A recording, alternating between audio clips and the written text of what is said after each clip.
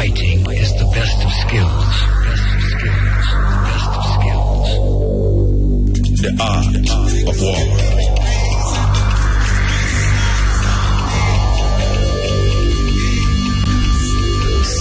Steppn. Razor. Dangerous.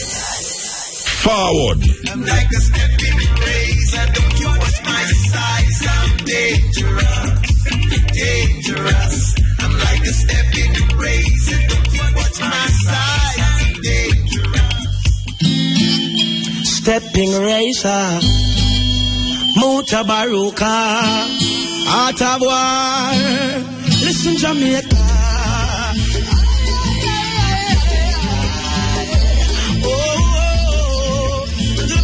Mutabaruka, the Steppn razor, and this is the art of war. Way on, yeah. Sing it, representing from our family. The blood of African kings run up in our veins. Here in Jamaica, rebellious offspring. Muta got a warrior spirit inside. From that time, we can't tame. And this a warrior spirit inside. It come to break every shackle and chain. On the Shaka Zulu, Pygmy, and Kuma, Pygmy, Steppn razor, Pygmy, and the art of war every Thursday. Hey, look how many years them whip with. That's what the whip I want microchip with. We tell them Babylon style of fit with. War it out until we get to a victory. Hey, them fight my brother and sister.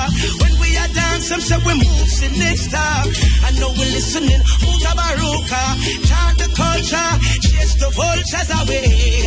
Manashaka Zulu, Pygmy, and Kuma, Pygmy, Kunta Kinte, Pygmy. It's like Malcolm and Martin and Marcus and Fire.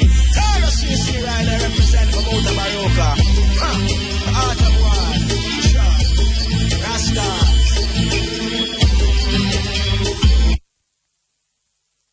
Yes, good day. This is the Steppn razor, the art of war. And it's Thursday. We say give thanks being here. Why you look Neil? Neil there last night with him come forward today again with we. Yes, Neil. Yes, I grew accustomed to Neil face, you know. Believe you me, really I grew accustomed to Neil face. Okay, our next program in the series of the Steppn razor series. Here goes.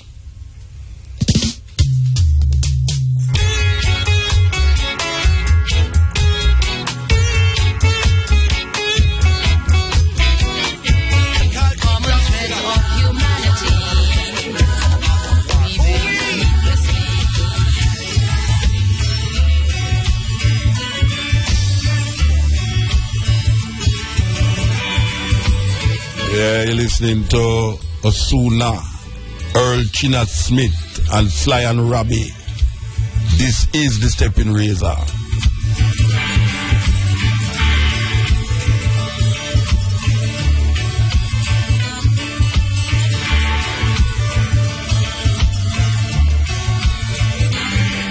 Yes, once again we say give thanks for our next program in our series known as Steppn razor and the art of war. Eddie Murphy coming through.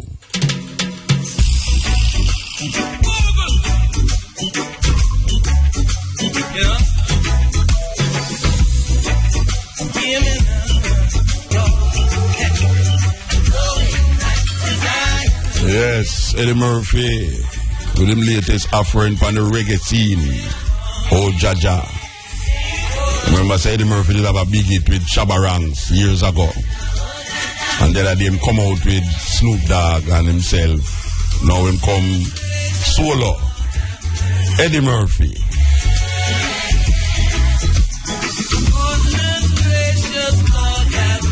Boy, I tell you so much things. I tell you the place come like holiday in the Rasta. The amount of things we are going, me get confused. Me don't know where to go. The most of things we are going from the other day, we see jazz and blues. Well, we see Rebel Salute come, jazz and blues. Then we go and Negril Cuba. You are yellow Cuba, you know. Who are yellow Cuba with him Bob Marley celebration and tribute. Now we see, then we did see IRFM go down at Sir William Grant Park. And now, this week again, may I tell you, enough things. So all the people them in New York and Boston and all them places where are cold out. It's the right time now to come to Jamaica. Believe you me, enough things are going on in Jamaica. So we want to let the Ministry of Health, to know that because of their lack of information about this chick-V thing last year, because of them lack of information and the people them was not prepared for what was going to happen and is happening now, more people have seen and felt the effect of this chick-V, and not just like a fever thing, you know, but families have been losing them loved ones. We are talking about death. And no one is going at the people are going like say it's not a serious thing. It's not serious until somebody in your family dead. But you see a whole heap of people has been having lapses. If there's such a word as lapses. But people have been going back into the chick-V thing and getting sickness and death. So we want to thank the Ministry of Health for doing the wrong thing. We want to thank the Ministry of Health for their lack of information that is now causing the death of many Jamaicans. Because they did tell us that the majority of Jamaicans would catch it. Them said 60% of the population go and catch it. Well, as far as me can see now, it's more than 60% of the population catch it. But them never tell me that out of that 60%, the possibility of death is likely. But now we say death has plagued Jamaica, not because of gunman, even though that is a problem, not because of road accident, even though that is a problem, not because of GPS, even though that is a problem, but because the lack of information, the information was not presented to the people in the right and proper way, so that they could take steps so as not to cause their loved ones to die. And now we see a lot of death is plaguing Jamaica caused by the chick-V.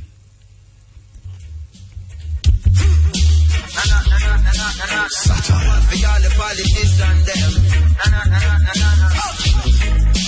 Accurate.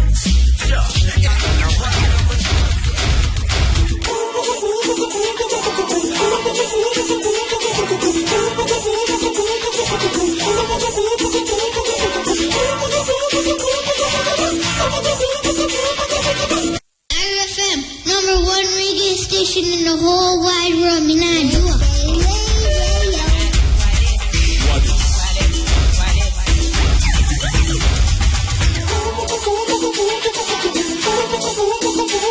Yeah, we see where Father Olang make the news last week when him say that the worst news from Jamaica was Lisa Anna picture at the beach. I don't know about that because I said chick-V is a big problem and it's still a problem in Jamaica. I don't know how a woman will run up and down on the beach with bikini. As a matter of fact, I think Lisa Anna was dressed most inappropriately for the beach. She wasn't supposed to have on a t-shirt.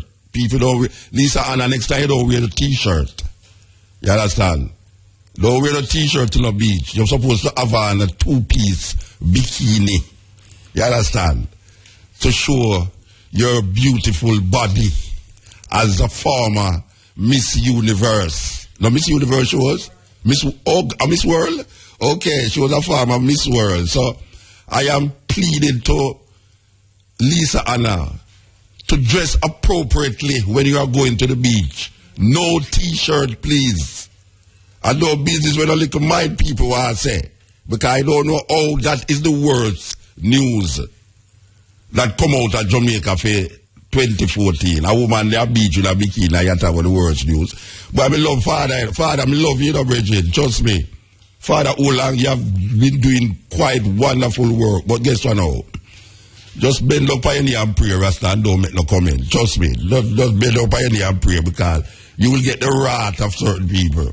I'm like all me, now. And me I say, me see the picture, me I say, but I mean, really. She not there in the garden house with the bikini.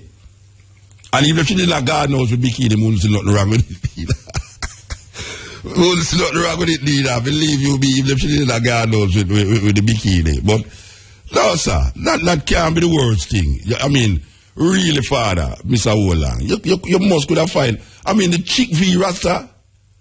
I mean, the chick V. And the amount of little picnic them where them find dead and all them something there, and you feel, say, a beautiful woman running up and down on the beach in a bikini and t-shirt is the worst thing. No, boss, I can't agree with you this at all. Can't agree with you this. So, we just get only that news a while ago. I don't know how much of you following up this Bobby Christina news. For those of you who don't know Bobby Christina, eh?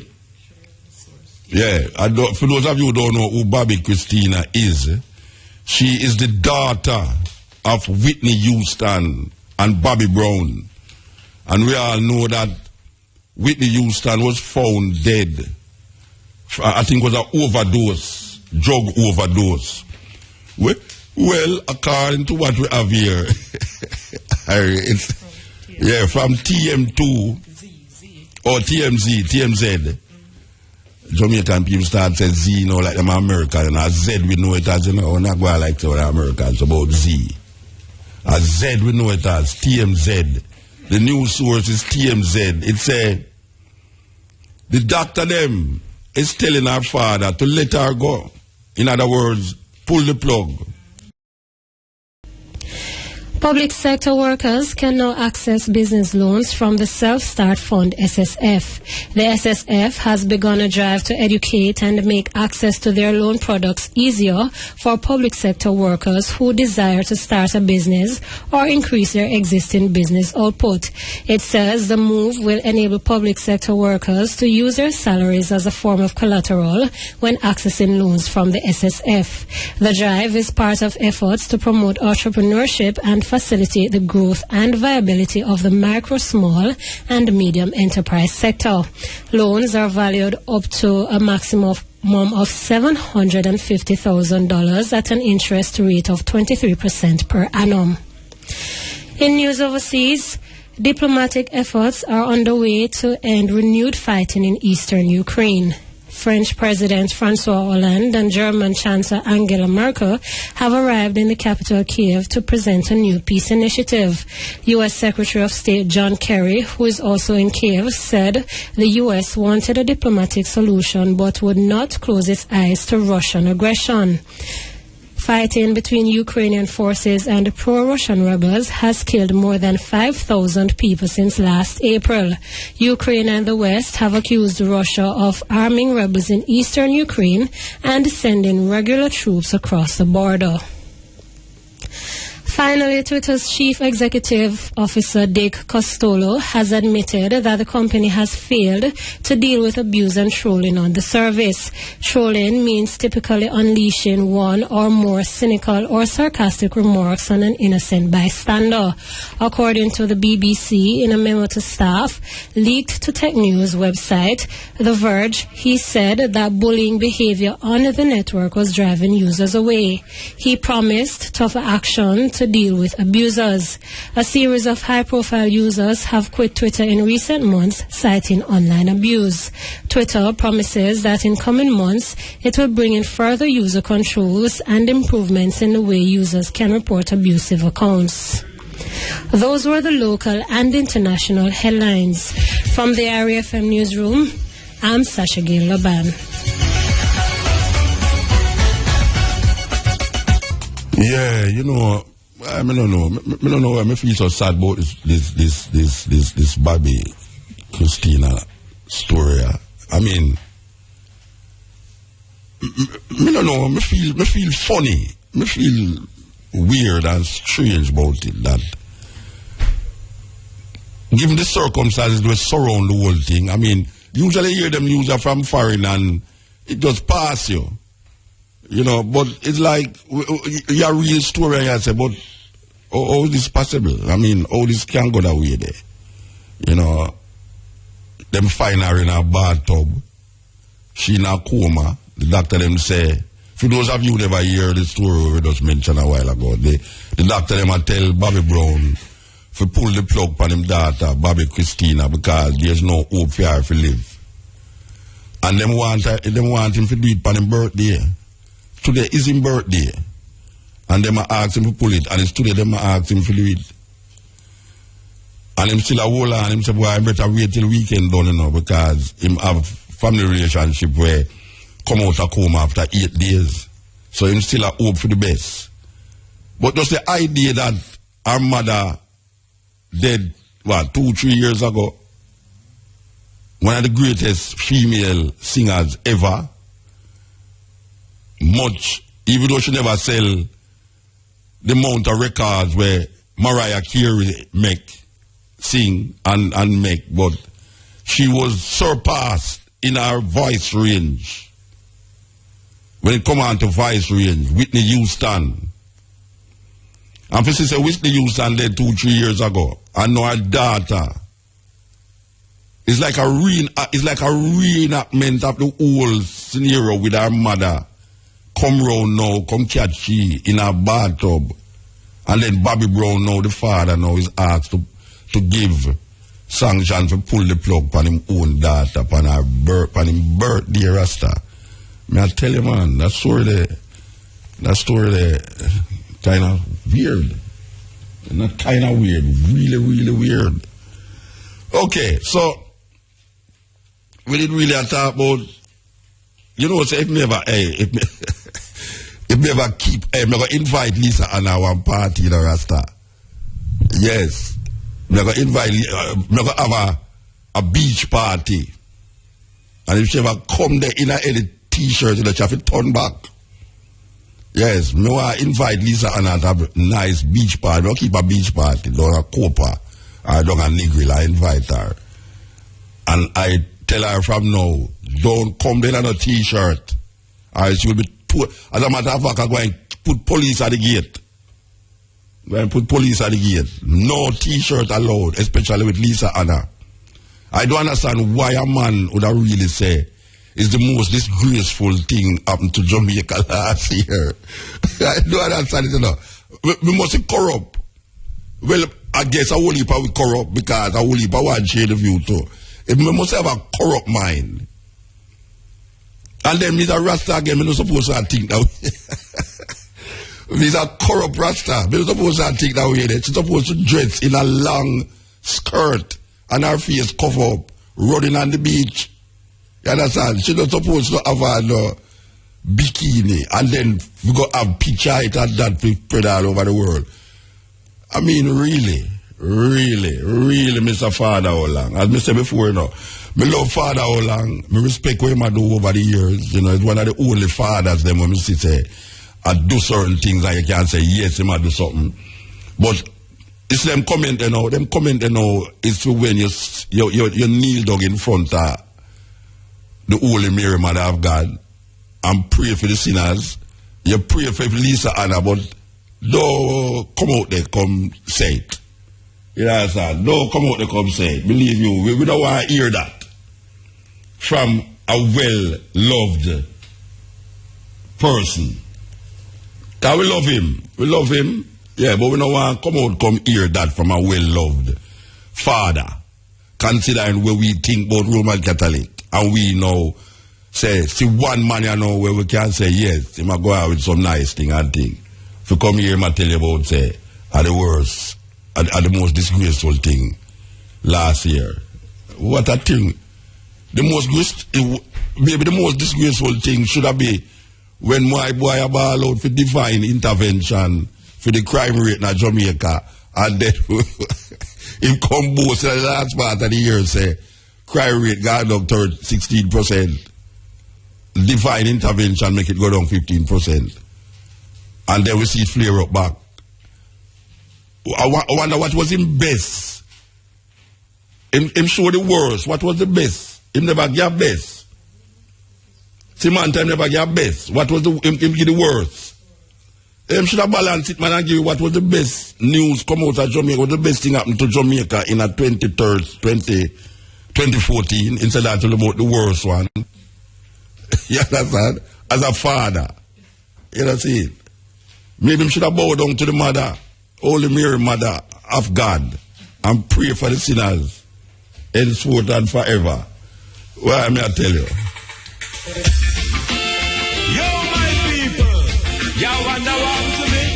You don't hear from me, but I've been busy. So when you see me, I am working. So I explain to them, what is this Negril Breakwater project?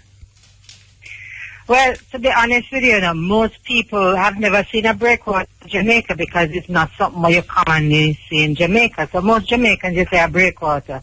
They don't know what it is. Yes. But basically, anybody who knows Montego Bay will see what they did with the dump-up beach. Yes. They have those big rock stones out there. Yeah, the boulder them, yeah. Right. That's basically the same thing. Them do it out of Airport Road, out of Palisades Road there. Right. The big stone there. Yeah.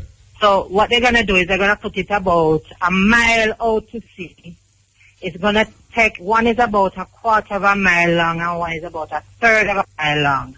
And the whole thing is about 5 acres. The footprint of it in the sea is about 5 acres of rock stone.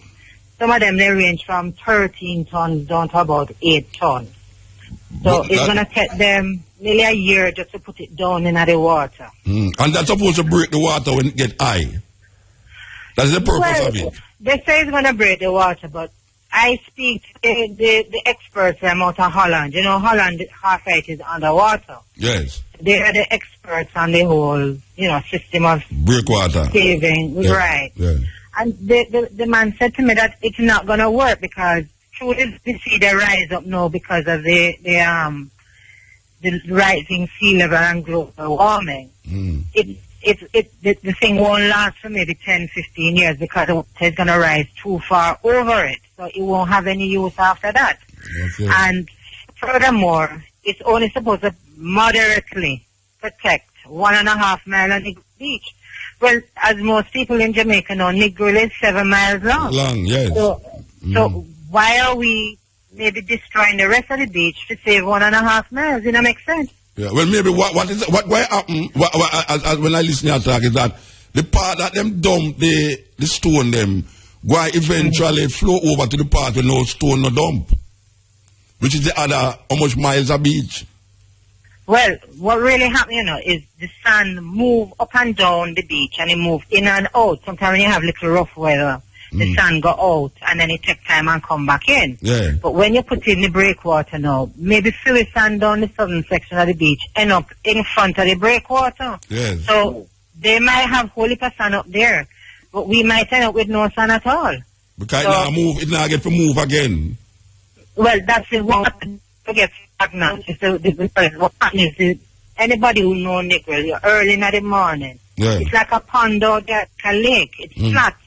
The water not moving, and it's very calm. So it's only in the afternoon now you see little movement in the sea and so forth. So if they put the breakwater in, it's going to make the water stagnant. Yes. And after a while it smell bad, and especially when you have a little storm and the seaweed come in, it won't get to go back out to sea again. So who is doing this thing? Who is doing? Who for project it is? Who is gearing? I mean, I know the government must involve in it, but who is doing it? You know who's in charge of it? National Works Agency, NWA, the same people who build the road. And I don't have no confidence in them. You're well to laugh. No, laugh because you said the same person who build the road, them I will know the road them, so definitely you don't have no confidence. So And remember, you know, they've never done nothing like this ever before in Jamaica, you know. So it's a guinea pig. They might try it out, one big experiment. And they might do it in a Negril, one of the last resort resting place. They might do it in a Negril. Exactly. So, all right, where it going to start from? Where? I hear that it start from the beginning of the road. To go up to the hill. It's up by the northern section of the beach where all them the big hotels are and those foreign hotels are up there. Yeah.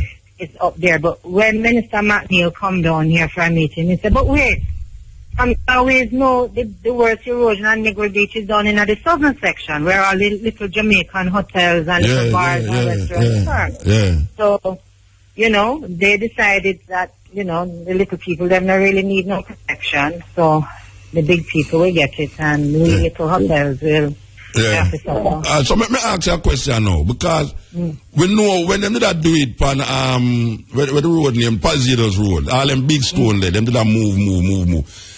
Negril is such a small area anytime it come to like trucks and move. How them plan for make it don't really create a havoc on the business and on the movement of the people them. Because you said 9 months them attack, but you know when government say 9 months, you have to multiply that by 2.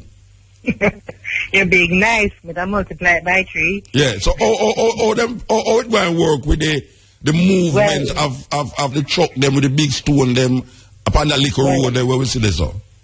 Well, them tell we say they're only going to bring in the truck them at the slow times of the day and night in Negril. Now, anybody know Negril? Negril operates 24/7. Yeah. Because any time of night you go up on the road in Negril, you have whole heap of vehicles come from party, go party, sunset, dinner. So I don't know which part them call unless you're in at the middle of the night. And I'm sure everybody on the road from South to Negril will be very happy for them big truck they pass in at the middle of the night. So I don't know. Well, they said that they will send the other vehicles them up through Red Ground. But you know, you have to divert through Red Ground to go around the other side there. Yeah, but the road not wide enough. Them that may I say, and it's not good enough neither, and the road not good enough neither. I mean, to divert so much traffic. And remember, that's where all the school children then walk to go home and everything. So I'm afraid somebody got dead up there. So what all right, what happened? I mean, what will you do? I mean, I was told to talk to you. Is there an organization that is lobbying, you know, or is it a done deal already and no more argument, just like the Goat Island thing? Them say, watch out, could I talk a little more? We're going to do it and that is it. When I listen to one, I say. How that go? Well, me tell you the honest truth. As far as me concerned, nothing is a done deal to me. Yeah. In the 80s, they wanted to mine the peat out of the morass, and my parents with the Chamber of Commerce, they stopped it. So I have a history, a family history, to say anything that's really destructive for Negril. We didn't win all of the battles, to tell you the honest truth. But we win some of them. And I'm hoping this is one we're going to win, because we're not giving up. We've written to, in fact, right now we're in the process of writing to the public defender. We're asking for look into the whole thing. We've written to the people who are giving us the money, the adaptation fund. We write to them, and they told us that the project must be beneficial for the community, and the community must be on board and agree to it. So we're hoping that we can stop it, because it's not going to help Negril. It's just going to make it worse. All right. I don't know. Mr. Pickersgill, I don't know if it's done on Negril he was talking, but Mr. Pickersgill say he might give authorization for build 4-story building. It's done on Negril, him say he might do that or what? Mr. Pickersgill came down here and he's going to build 4-story. He's changing the setback from the beach. 4-story building? Well, so him say. No, but why them would I want to build 4-story hotel down on Negril? And you know, some people greed, you know. It's just pure greed. And what happens is it's going to impact us badly. It's going to create a whole heap of more issues. In what way it going to impact? Apart from the aesthetics, but what else we are going to impact the community? Apart from the aesthetic, you know, because we know aesthetically a 4-story building on Negril is like turn Negril in another, Uchi Montego Bay. Well, you see, if you remember, the beauty of Negril, why people love Negril, is because it's a natural environment. Yeah, that's what I'm saying, according to the aesthetics. But what I'm saying now is, what is it that going to happen with this 4-story building that is environmentally not good, apart from the aesthetics, apart from the look? It's going to damage the beach. It puts too much pressure on the system, on the beach and the morass. Remember, it's just a little strip of land between the sea and the morass, Yeah. And the more you put on it, the more it impacts it. Right? So they're going to have to do bigger and bigger engineering work to do the foundations them. Yes. And that will impact the whole sustainability of the area. And furthermore, the hotels, most of the hotels had to be built 150 feet from the sea.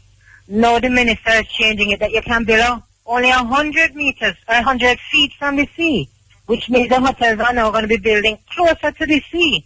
That don't make sense. Okay. Everybody knows beaches, we have a problem with the erosion on the beach down here. So you have less beach, more building, and then the stone them again going to create the sun, movement of the sun. Exactly. You know that 27% of the economy comes from Negril. The tourism business comes from Negril, right? No, I didn't know that, but that's so. Yes, and I'll tell you another thing too. Negril is one of the highest employers in Jamaica because they have a whole heap of little hotels and little business. Yes. And so they employ more staff per guest than the big hotels, where the big hotel might employ half a person for every guest. Small hotels employ 1.5 to 2 people per guest. Right? So although we're little, we supply more taxes to the government coffers and we employ more people. Right? Yeah. And the small properties that the people they like because they love the beach. If you can't want Negril Beach, then I think Negril won't do as well as it's been doing over there. Yeah, because that is the purpose of Negril, Yes, the people that go down, they stop at the bars and buy one drink and go down, then they stop at the little gift shop. Yeah. And everybody, benefit from it, then get a massage, hair braiding, and buy from the patty man on the beach. Yes. Everybody, all the little people, then have a business. Yes, right? yes. So it's going to affect all of these people. The little taxi driver, them, every night they carry guests from one property to the other for sunset and dinner and this and that and the other. All of that is going to go. So it's going to affect Negril economically. Yeah. For the Jamaicans. It will affect the Jamaicans. Yeah, but it not affect more the than anybody else. Yeah. Than the foreigners. And the foreign owned hotel it not gonna affect neither. No, I'm realizing that the foreign owned hotel, the people them who is foreigners who own hotels there, I don't think it will affect them. Well, it don't really matter to them because whether they work or not, they can go back to their country or wherever. We don't have nowhere else to go. Yeah. We put all our efforts, we put all our investments in Negril. Yeah. We don't have nowhere else to go. Well, so we have to save and protect what we have because if we not save it, then we not no business. Yeah. Well, a 50 odd staff we employ, And trust me, they're all friends. We know them family, know everything about them. Right? So you have to look after them too. Right? Well, we're going to keep watching it and see what will happen. This Negril Breakwater project. And I hope you can keep you informed and keep you up to date. Yeah, man. Anytime. Yeah, man. Okay, Mama. All right, Sophie. Give thanks, yeah? All right, thanks. Yes. Take care now. Yes. All right. Yeah, that is really another project sanctioned by the government again for destroy the ecological balance of Jamaica and also render the Jamaican people, I don't know, sink them in the name of foreign investments and also say claiming that them protecting you know the what them call it, Fern Gully. You know them block off Fern Gully and tell you say I remember when them stop Fern Gully and I said they're gonna take 9 months to fix, 9 months. And they move the people them go up Shaw Park area they saw. And it said I take 9 months, it take about nearly 2 years. Nearly 2 years. So Negril kind of funny because really and truly, people can move to and fro out of St. Anne in many, many ways. But if you go up a Red Ground and all them place there, it's not a very broad road. And it's so much traffic can move on the road and so much business line out from this to go up top of the hill there. It's kind of funny because you must lock it off. If you move them black there, them stone there where we know is big stone. It go black off. And if you go black it off for nearly 2 years, it's really a travesty. Really, really a travesty. Click it. Okay. All right. You know that we have to just remind you, we never forget. If we forget, we have to feel bad if we forget. Tomorrow is a very important artist's birthday. Very important artist. An artist where give enough other artists break in Jamaica. So we want to say happy birthday to this man by playing a couple of him song them before we go to the next feature here. So here goes.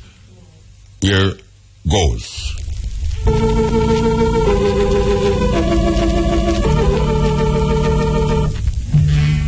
know, it's so hard to be in love with someone that don't love you.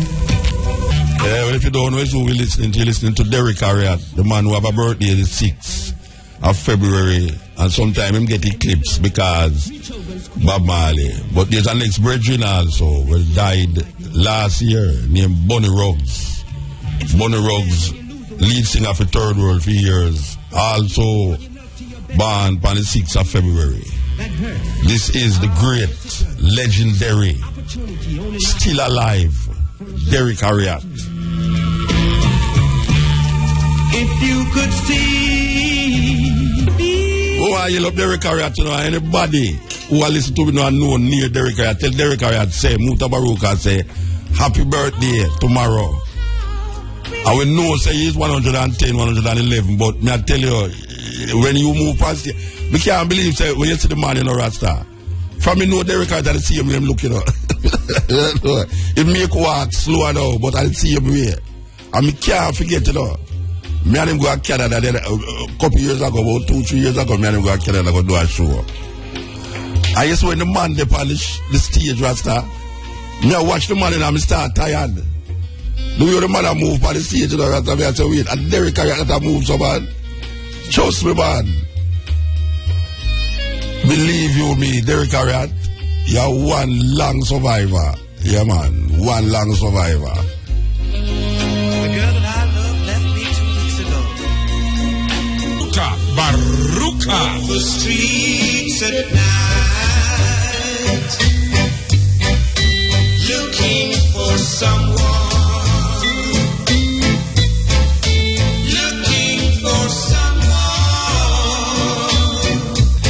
Now, I tell you something about Derek Harriott and my mother, you know, because my mother, she loved show and movies and them things there. And remember when me in my house and she talk about Derek Harriott, she say, yeah man, them man, they are some old man now, you know.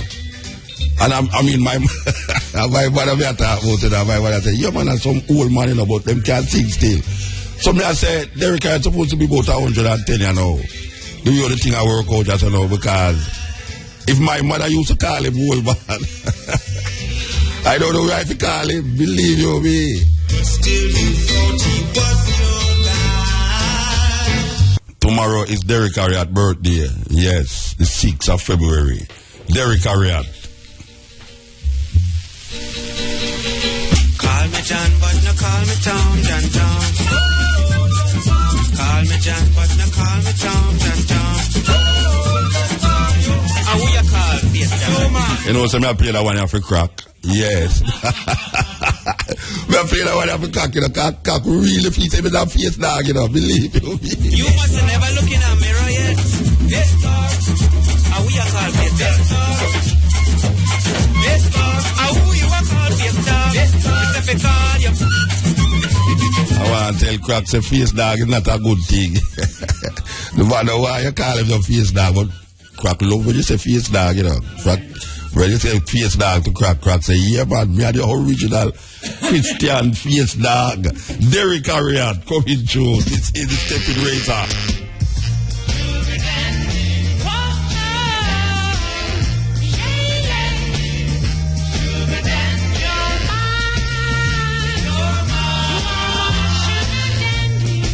Yeah, so we're going to take some phone call, yes or no? Believe you me, we're going to take some phone call. Okay, let me see if we can remember the number them. 974-5051, 974-5043, 974-5078. 79, okay.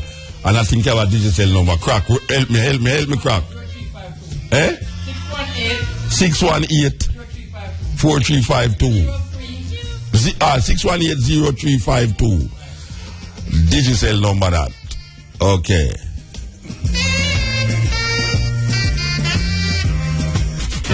RFM, number one reggae station in the whole wide world.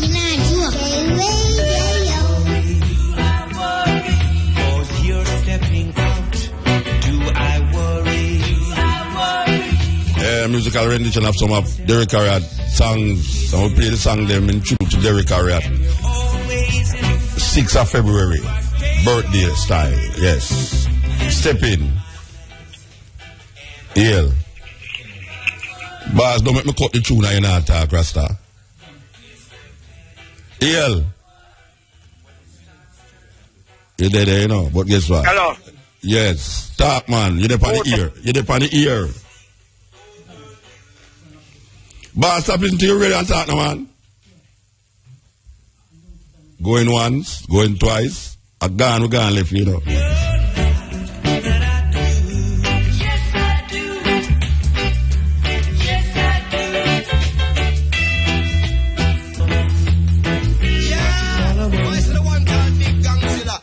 Digging up Mutabaruka, Steppn Razor, the art of war. Ooh-wee!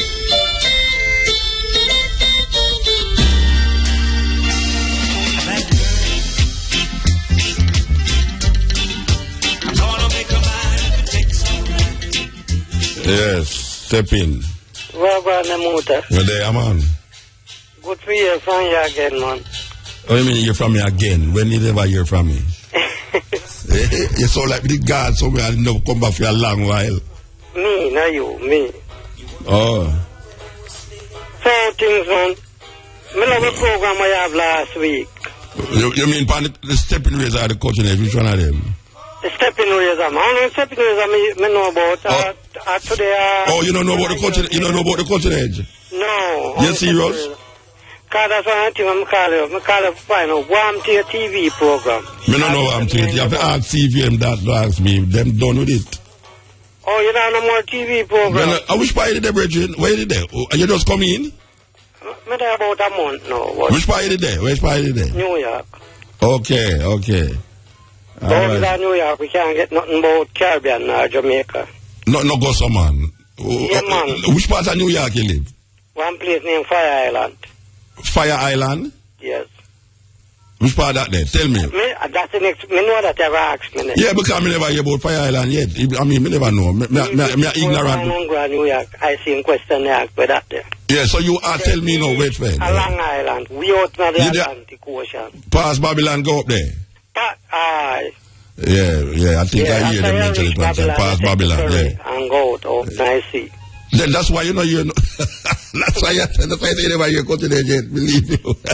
No. But you don't know about we are going. No, you don't know about we are going yesterday, right? No. Yes, yeah, well, that's how it go. Well, we keep trying to hear you still. Yeah, man, I'm glad to hear, but now that you say it and I think your producer tell me that you have a night program. Yeah, we have a night program in Cutting Edge every Wednesday from 10 to 2. Yeah, so she say. So you can tune into that. Yeah, because at the TV program I come and can't find. Every man may ask, want to move that TV program? That's a program I never miss. Yeah, that gone a long time, man. That gone, since you left here, that gone. And the day when you left here, it gone. But me love a program now, especially one last Thursday. Yes, yeah. Me don't remember we're going last Thursday. We're going last Thursday. Me don't remember we're going last Thursday. When interview with the people with the organic pepper and all of them things there. Okay. Yeah.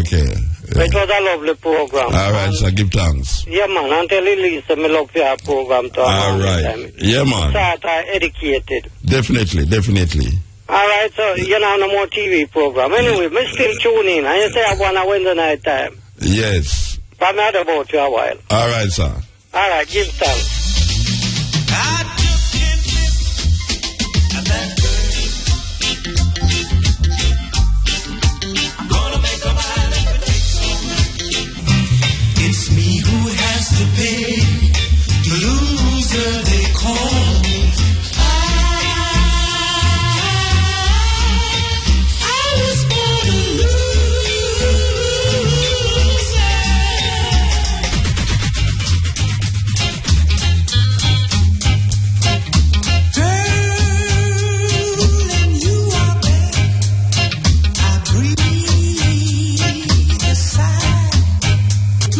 say, we just talk about the breakwater project on Negril, and it's very important that we who is custodian of this island make sure that the island is in proper condition for living. And you don't have to have no whole heap of money. You don't have to have any, I don't know if you call it, at your disposal. All you have to do is have a mentality of cleanliness. Because some people in Jamaica, most people in Jamaica, I would say, don't have no interest in ecology and environment. They don't have no interest in that. So a guy will just do anything, him throw him back this or him throw him styrofoam box over this or you know, him wee whip on the light post. Hey, you know, say any man where found wee whip on the road, police should have tell him to take it up. Yeah. A man them catch all a man a wee whip on the road, the police just come out and stand up over him and say, take it up. Because me I tell you, man, me don't know if it's a thing that it gone. Me don't know if it's worse it gets or me just a see more right, but me find say a whole heap of man now is like him have diabetes and him have a wee extra wee a go on. Me don't know if crack find himself a do that. A wee more than usual, but it come like the man them in Jamaica a wee more than usual now because every time you drive, you see a man now each up against wall again and do it now, you know. He just stand up on the side and just a water the greenery. I mean I say but wait. How nobody now say, I mean that not supposed to be illegal. Apart from totally outright weird. But it's supposed to be illegal for a man just draw out some things out there so and wet up the grass. I mean really. And these are the things them that when we look on them, we say we actually live out it's like we have a first world mind with a third world living. We are think first world, you know, but we are live third world. And we need to come to grasp with it. And one of the main things them is how we, because I use a whole heap of one, especially the majority of Jamaican people, you know, of course all politicians and everything there, you know. And say them can't get this and can't get that. You know. But you ever see them environment, them surrounding. When you look at them surrounding, you know, it look like it's a hog live there. Me I tell you, man.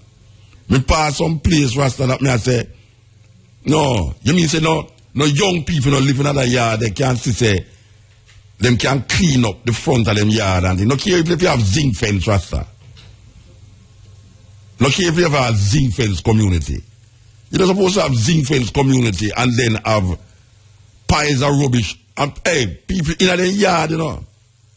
People in their yard, you know, and throw them rubbish. They put the rubbish in a plastic bag and throw it over the fence. And it drop all in the middle of the road, you know. And they have dog in the night. Because the dog them in the night, them just choose to come out at night and just turn over everything. And I look for food and all them something there. Them just turn over everything and nasty up the road more. And they have the people them who supposed to pick up the rubbish now, them go on like said them now work for the people them. So you see true we now depend on them to come pick up no rubbish. We are say we can do our part, our little part. To keep the surroundings clean. Yes. Keep the surroundings clean, Rasta. Because you see when your surroundings clean, a man can look upon you and say, yeah, that man they kinda have a thing in him where you know say yeah, him kind of have a cleanliness in him. I mean, your people all keep repeating this thing about cleanliness is next to godliness and all them something there. Then if cleanliness is next to godliness, I mean, it's so much dirty place about the place. No God, not about the place. It's a terrible thing. Terrible, terrible, terrible thing. So, we just ask the people them, if you just, don't just say about live clean and live this and live that. But look at your environment and look how it's still. And see if it is a place that is fit for human progress and development. Terrible thing. Terrible, terrible, terrible, terrible thing.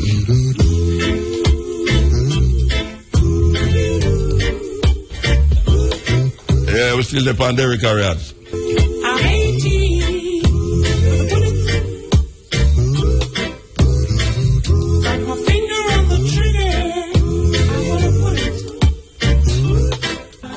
Samantha say she don't like that statement about me still the pandemic career.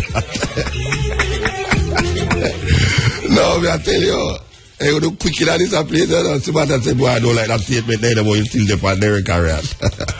I know say Samantha that prefer me the fancy, you know, see that troubler regular. Be troubler all the while still. Yeah, the time is 4 o'clock, and this is the Steppn Razor, the art of war. All right, so the phone them come back. The phone them come back. The phone them come back. Okay, so you know that IRFM busy the amount here. May I tell you? When you see one program, they road 2 times straight for 1 week. Consecutive weeks. You know, say IRFM busy out of the road there. You see Bob Clark last week was down William Grant Park.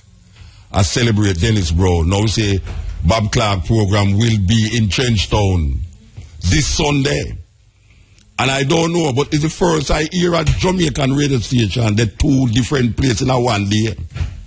I don't know if it never happened, but I say it's the first I hear one radio station, a service, live broadcast in a one parish, St. Anne. 3 places one time already. 3 places I want. Yeah, we already, right here. Yeah. Patch training one time. No, we're not going to patch nothing, man. Oh. Broadcast from the place. Yes. Yeah, you're going to broadcast from the place? 3 places live one time.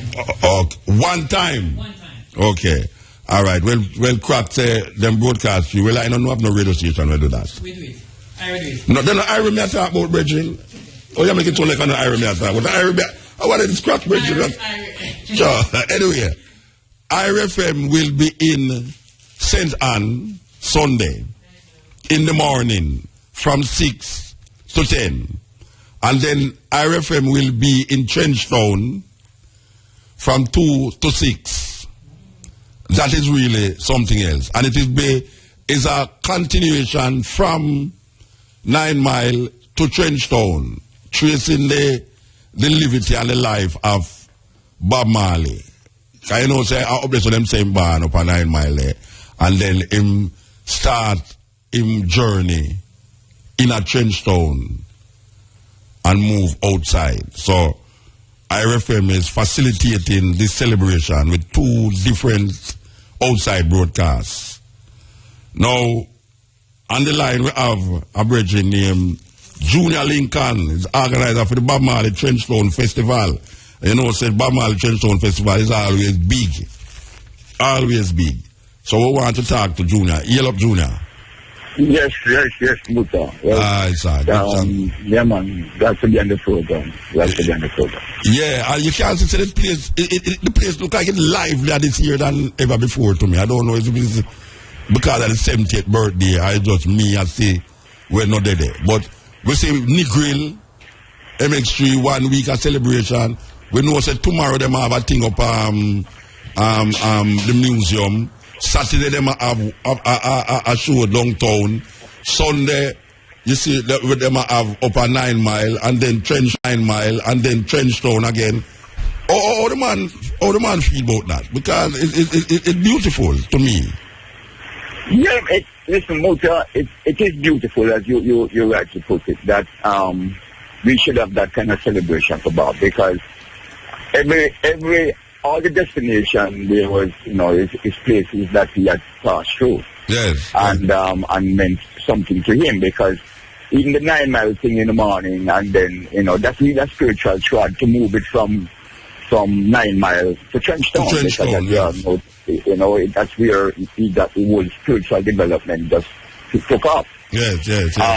And so moving from 9 Mile where he was born and then come to Trenchtown, we are looking forward to that very much, because it was kind of difficult for Ira to do. And I want to congrats, you have big them up in the introduction to the thing, and I want to big them up too, because when the idea was put, and I said, boy, we don't think we can do that, and then when really understand what we just say, boy, the excitement that came from it, it was tremendous, and I have to give credit for that, because it's going to make a fantastic program, and it so happens to be at a time to when in Culture Yard, where you're going to be broadcasting from, we're going to be unveiling a new Bob Marley statue done by a Trenchtonian. Oh, yeah? And when you come down, you have to go see it. Serious thing. You understand? Yeah, man. And then we're going to be unveiling also storyboards from 1st Street. So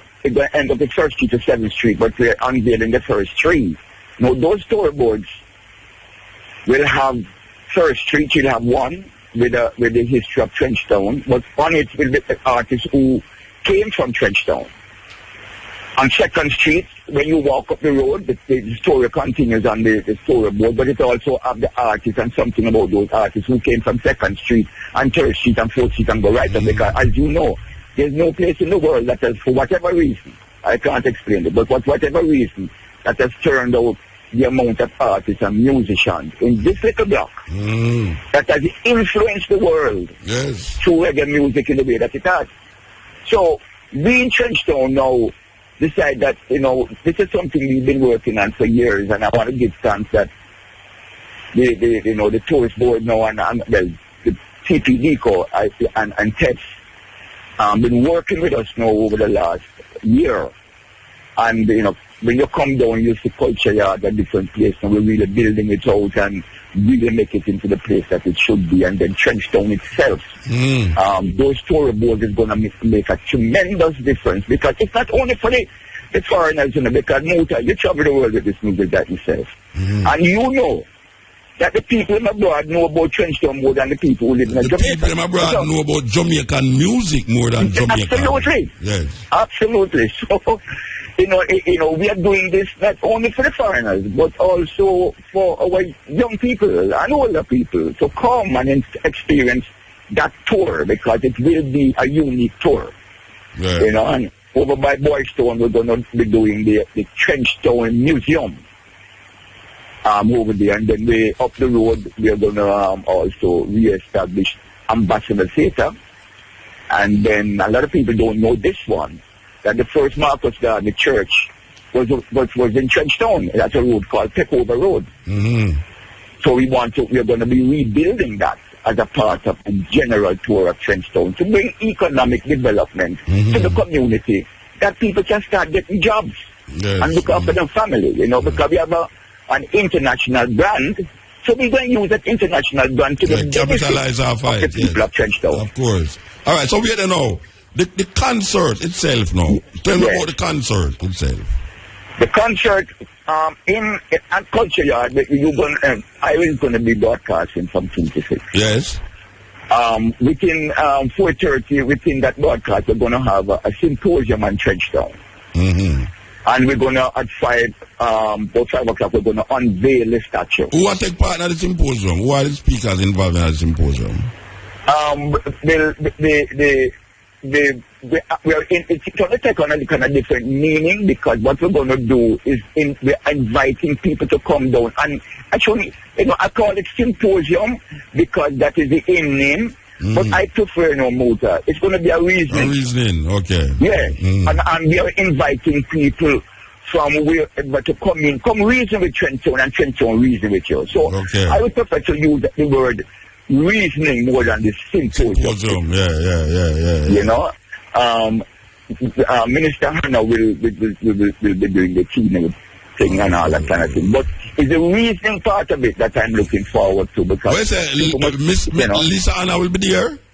Yes, man. And if she go wear a bikini, or she doesn't go wear normal clothes. We don't know, because I don't want to get into that. No, I don't want to I not get into nothing. I don't have to tell you.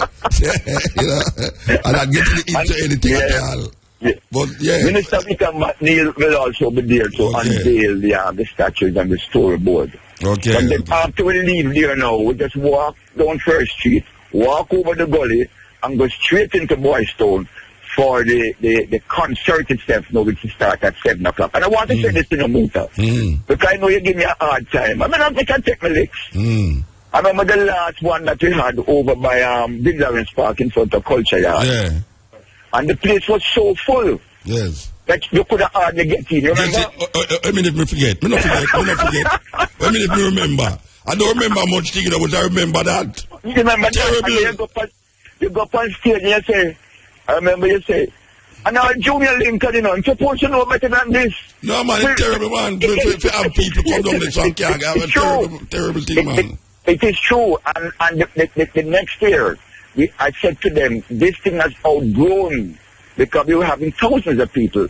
So what we did last year was to take it to Boys Town football field on the beautiful greenery there, and put on a beautiful international production. Yes. And that was with all the space in the world and all the tents decorated. It was really a beautiful venue. This year, we are going back. And believe me, every time I go into them talk about that venue, I call your name. Because you moved to go up on the stage and call out my name. Well, maybe it's a good thing I go up on the stage and say it. Of course, what do you mean? But I tell you, it worked out good for me because when I said to the community that we have to move, you know, as usual, some people say, well, we'll move the thing and everything. I was able to quote you. Oh, that's beautiful. To help me. And right away, them agree. What do you mean? Oh, gosh, man. All right, I'm going to start some more things. Then that's where the music represents in the motor. Yes. The music. And that's why we have to go back to it, and why Trenchtown is very important in this, because the music seconds. Yeah, all right. So let me ask you a question. You just concentrating on Trenchtown then, because I hear that there's a stage show Saturday down the Victoria Pier. You don't have nothing to do with that one there. That is a difference. No, that is nothing to do with we. So you're just a real, you are the Trenchtown part. The Trenchtown part. Okay, all right. We just want to understand that. All right, and then they have a next concert in a 9 Mile too. I think it's Sunday too. They have a concert at 9 Mile. Yeah, I don't let them do a concert there. I'm not sure. But yeah, man, them have Gully Bop and all them man upon it. I think after 9 Mile there. Yeah, man.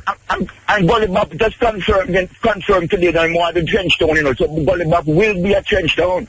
Okay. Well, it's a driving, you know. It's just a driving thing. So I don't know. I like flight. Yeah, man. All right, so you say now, Boys Town field. Yes. Yeah, the stage show start when? Start at 7 o'clock, 7 p.m. So who are the artists them where slated to perform? All right, we have Taurus Riley. Yes. Marshall Griffiths. Freddie McGregor. We have a host of the young artists who are coming up now. You know, the Ivor Mars and the Tabaka Pyramids and the Esco Levi and the Nesbet, and you know, we're putting a lot of emphasis on the younger artists, the young Rasta artists them now who are come. We're putting a lot of emphasis on them. And I talk some with the people with as usual, Diamonds, them and all that. The usual artists from the Trenchtown and what the root of the thing. But we're putting a lot of emphasis on the younger artists them. All right, sir. All right, well, it sounds good. It sounds good, as we say, Sunday, very important. Yeah, man. IRFM day. You know, I mean, it's wonderful. It's really wonderful. And we give thanks to that. I hope to see you as usual, you know. Yes, definitely. Yeah, man. Definitely. As usual. Yeah. And then you can come critique me that I can know what to do next year. It's not the critique because of the embarrassment when they at the gate where I come set up, you know. And you know, so I mean, I hold my tongue. No. Hey, listen. The only time I have an issue, you know, when it's been like a lie. Yeah.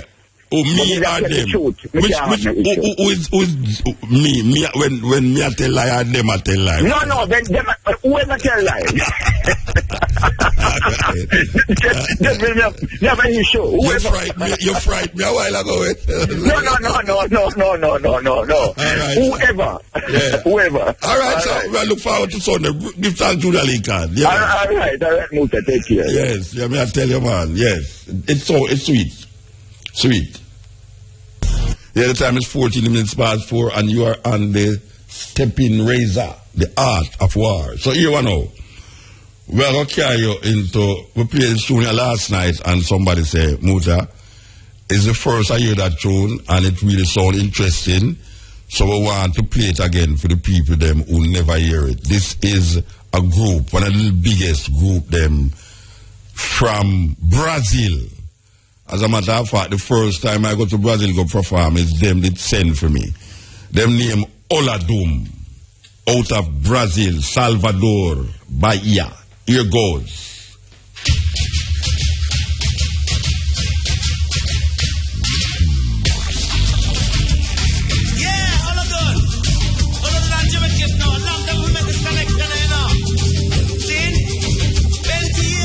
You know, me never mentioned Jimmy Cliff tonight. Yes. Yes. Steppn. Eel. Eel up there, Muta. Yeah, blessed man. Yeah, man, give thanks. Yeah, man. Calling from Ethiopian World Federation. All right. With charter. 43. Okay. Brother Brissett. All right, sir. So now, we are in Black History Month. Yes, sir. And there's a large amount of things inside Black History Month, and there's a large amount of things outside Black History Month. Yeah. Well, I just call now to kind of notify the brethren them that a delegation will be leaving the 17th of this month to Ethiopia concerning the land grant, you know. Sashamani said here? Yeah, Sashamani we're heading for. Okay, what is the purpose of it? I mean, what is happening? Why you need to have a delegation there now? Now, well, there's a problem going on up in Ethiopia. I, Brother Bishop, who's speaking to you, is the person who signed for the land grant. Okay. And there's an amount of disobedience taking place. So them call me, I should be there from September. But you know, certain people that travel with never have no passport, so we have to get them things set. Together. So how much one's leaving?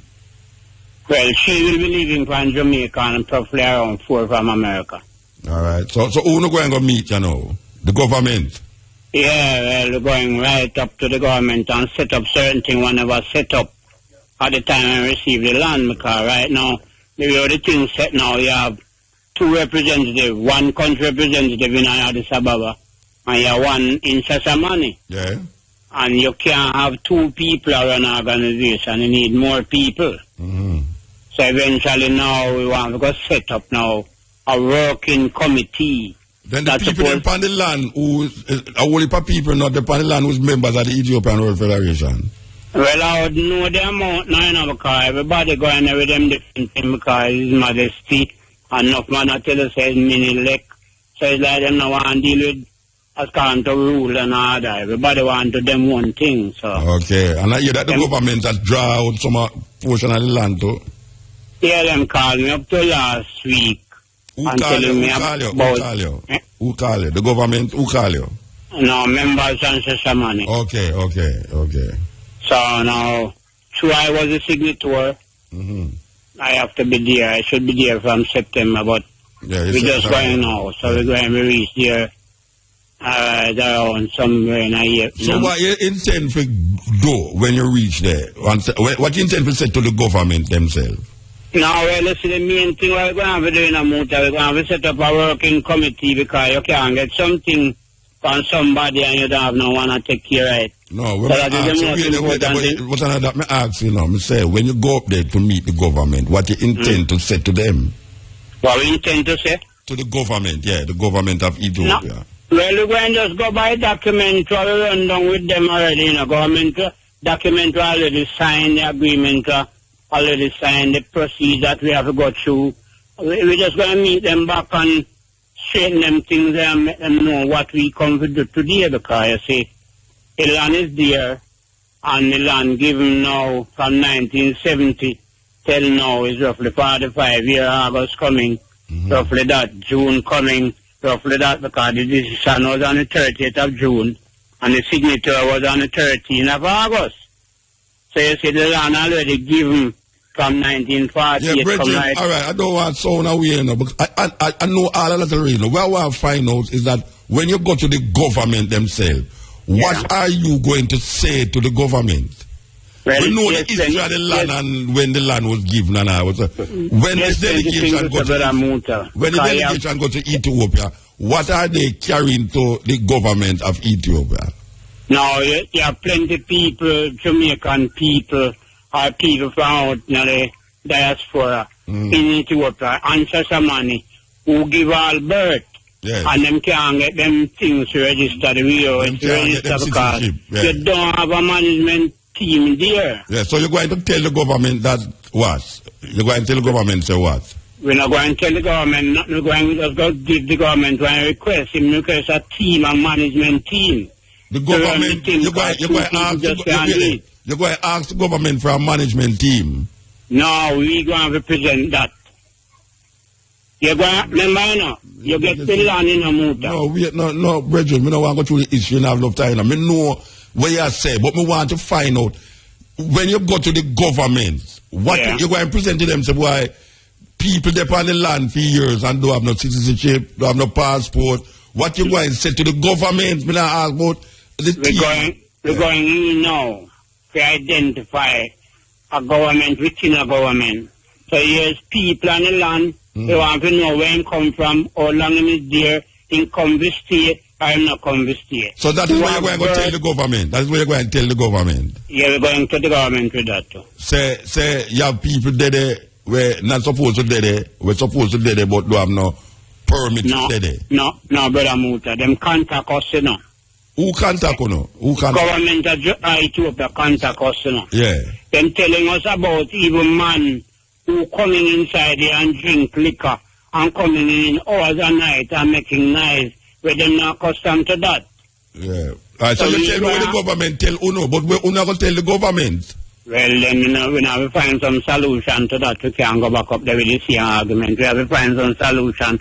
Or we're going to get rid of the people who want to drink, or we're going to make the people that respect the government and respect Ethiopia and a whole. Because enough man just walk and say me a Rasta and them not but it's all like you want to complain about Rasta problem rather than tell me why the Federation going to say to the government to alleviate a whole heap of the problems on the land. You see, you have to have a structural argument and a system where you go and present to the government. We don't want to hear about Rastas cheap on the land and no man upon the land. All those in the making. That's why I'm talking but you see, but I prefer you tell me what you're not going to present to the government rather than tell me about you have people on the land when nothing there. You have people that now help nothing. You know why you find out where you tell the government. We're not talking about who nothing there, Muta. Yeah, but that's just what we are saying. People go on the land and them not giving the government the right movement. That means the government want to find out who comes to stay, who come as tourists, and who don't come as tourists. And who don't present them and tell them who to stay and who come as tourists? No, we can't go tell them who to stay. We're going to have to meet the people on the ground, get certain things upright before we can move with the government. Yeah, all right, sir. All right, give thanks. So how long will I go up there? Well, we have to do around 2 months up there and get certain things out. Okay, all right. Well, I hope you come forward. You can't tell me what happened. Well, we have nothing to say, but I'm out of no, I never say I have nothing. But the man so like the man miserable, so that's that. I not say I hide nothing. I can't be miserable, Muta. No, but me I say, but me you answer question. Me not ask you. Me I say I open your come back. You can't give me a run up. I will go on. Me not say I hide nothing. I really give because as I said to you, you travel Africa, you know, the world run down. Yeah. So man, I go travel Africa and come back to tell you lie. You can't know, say a lie, I tell you. Yeah, all right, sir. Me never say I go tell lies still, but... No, me understand it, Mutana, you going to say, but we know people stay. But if me ask you, every time I ask you something positive, you tell me something negative. Well, I don't want to feel nothing negative. Yeah, but that's what you do, because if me ever ask you know about, come back, come tell me something I say, but you know people stay. It's so like... No, I will come back and make you get all the information. Yeah, that's what I hear. The information will happen. You'll get it. All right, sir. Give thanks, yeah? Give thanks. Yes. Steppn race, I say fire blaze. Fire blaze is on your sign. I'm going to talk to my son for Mutabaruka. You don't know Steppn race. Art of war. Cause I remember when we used to sit in a government yard in Boston. Yeah, the time is 4:30 and it's music news time. Attention radio station. Welcome. Please back away from your radio. I like new music, news talk, updates with artist drops, listener drops, sound effects, and movie drops. Hey, what's that? Music news. Local. Music news. International. Welcome to music news. It's the news time.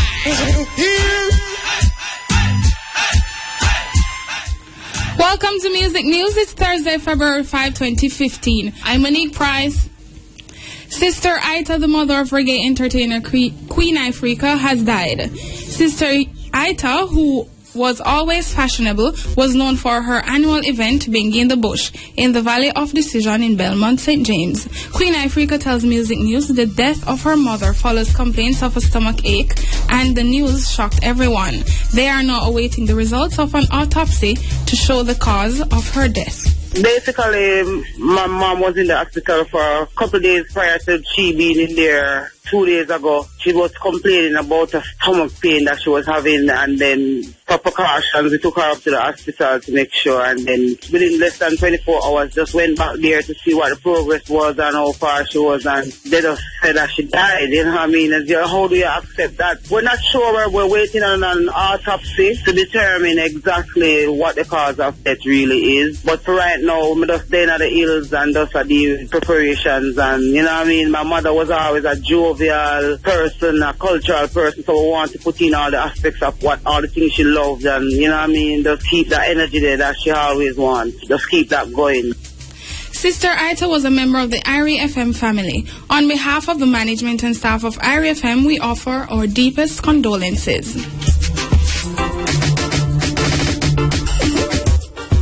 This Sunday, February 8th, IRI FM will celebrate the life of one of reggae's greatest in a historic tribute dubbed From 9 Miles to Trenchtown. There will be 2 live outside broadcasts, beginning with the Africa Forum, Running African, from 6 a.m. until 10 a.m.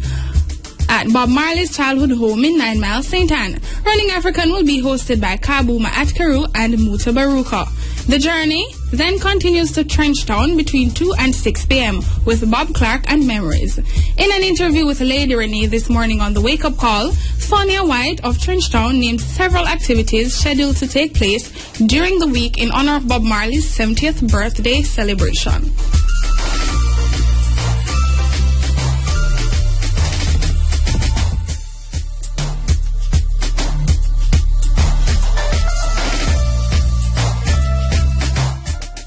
Activities as it relates to the 14th annual Trenchtown Community Festival. This year is very special. It marks the 70th birthday of the Honorable Robert Nesta, our Jamaican and international reggae icon, king of reggae that is. We always have our week of activities that would start off with a church service that has concluded on Sunday the 3rd. And yesterday we had a beautiful setting with a little liming in the culture yard. And we sit down and we drink for farming, carried things like that, and the vibe was good. And we are sharp and pinpoint on everything. This is tonight now, in the culture yard, it's going to be so sacred. With a Naya being the king in the culture. Burn up the fire, we have a shot down Babylon. Come tomorrow, Friday, the Minimus Trenchtown pageant, the fourth in its kind, where we showcase the intelligent, lovely and beautiful young ladies of Trenchtown. After that in the night now, after the Minimus Trenchtown has concluded, sound system, we have to step out. I come real and rock because for the place I go mad. Yes, it's Saturday now. The trad that Bob Marley trad through the 5 districts of Trenchtown, starting from the Trenchtown Culture Yard and 3rd Street, through Wellstown, Linders, Greenwich, come right down back Arnett Garden, Wilton Garden, and stop right back at Boystown.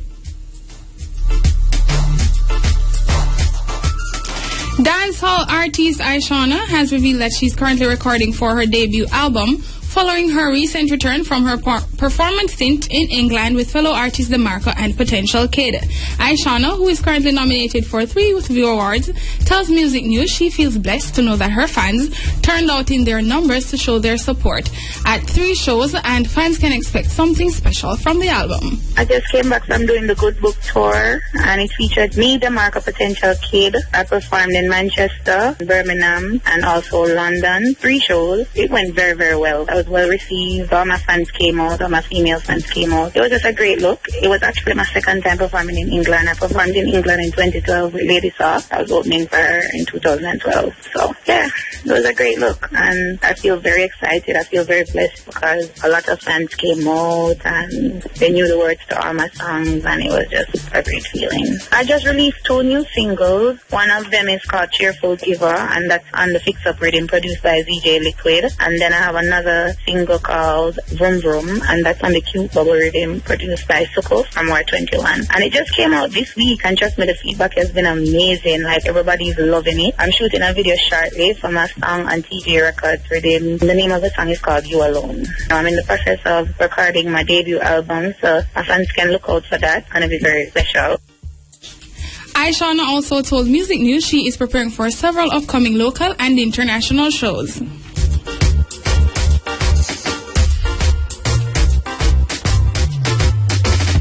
Hey party fans, draw close or turn your radio up for the 411 on What's Poppin' this weekend. On Saturday, February 7, 2015, all roads lead to the free concert Live Redemption in honor of reggae legend Bob Marley. The event will be held at Waterfront in Kingston.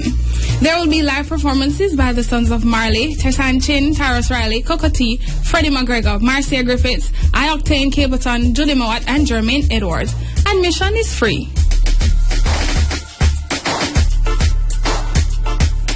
On the international scene, according to American media outlet TMZ, doctors have told Bobby Brown it's time to withdraw life support from his daughter Bobby Christina Brown, as there is nothing else they can do. Bobby Brown has decided to wait until after the weekend because he's still hopeful his daughter will regain consciousness. Sources close to Bobby says he's hopeful because he has an extended family member who regained consciousness after being in a coma for 8 days. Bobby Christina Brown was found face down in her bathtub on January 31 by her friends, similar to the way in which her mom Whitney Houston was found before she was pronounced dead at a hospital. It's a bittersweet moment for Bobby as today is his birthday and his wife is 4 months pregnant.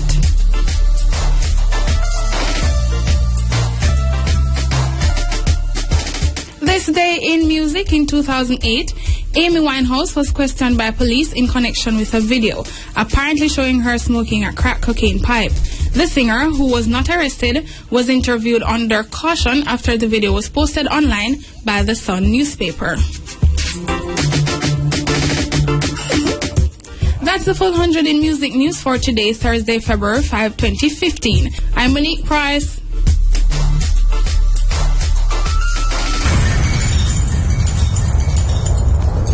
Steppn, yes. Look like him changed for the year, yeah? It look like him start to take things serious for the year. I'm glad for hear him bring up as an issue, a very important issue that, you know. For those of you who don't know what we're talking about, you know, but apparently a magistrate must say find a policewoman guilty of something. And she sent the policewoman in a lockup with her uniform on in a cell with some prisoner, male prisoners. So the female prisoner, the female police at that, you know, get locked up in a cell with some man. You can't imagine that, Rasta. You can't imagine that. So, as the brethren say, it's something you can't come off of because you need to hear really what the hell is going on. How is that possible? It should have gone right to the head of the police force and right to the head, the minister. The minister should really find out what the hell is happening that a female policewoman was locked in a cell with two men. Okay, may I tell you, sir, never a dull moment, never a dull moment.